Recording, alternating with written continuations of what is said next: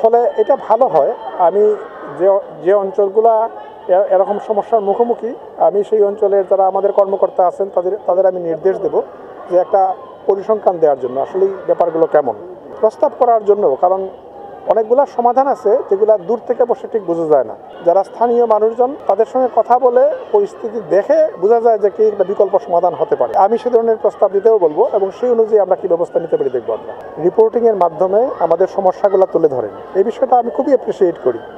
আমি প্রতিদিনই পেপার কাটিংগুলো দেখি যে আমাদের নামে কি নিউজগুলো হয়েছে, এবং যেখানে আমার মনে হয় নজর দেওয়া প্রয়োজন আমি সঙ্গে সঙ্গে এটাকে নির্দেশ দিই যে এইভাবে বিষয়টা নজর দেওয়া হোক, বিষয়টা তদন্ত করা হোক, দেখা হোক এই ধরনের প্রসঙ্গগুলো। একটা বিষয় হচ্ছে যেটা আমি শুনলাম আপনাদের এখানে এসেই, যে অনেক স্কুল আছে যেখানে তারা হয়তো প্রাইভেট প্রতিষ্ঠান, তারা বাড়ি বাড়ি গিয়ে ছাত্র সংগ্রহ করে। আমাদের ঠিক এই ধরনের তো মেকানিজম আমাদের এখনও ডেভেলপ করে নাই। ফলে এইসব অনেক রকম কারণ আছে যেগুলা মিলে আলটিমেটলি আপনি ফলাফল পান যে বাচ্চারা ঝরে পড়ছে। ফলে বিষয়টা আমরা জানি এবং বিষয়টা কীভাবে রোধ করা যায় সেই ব্যাপারে আমরা ব্যবস্থা নিচ্ছি।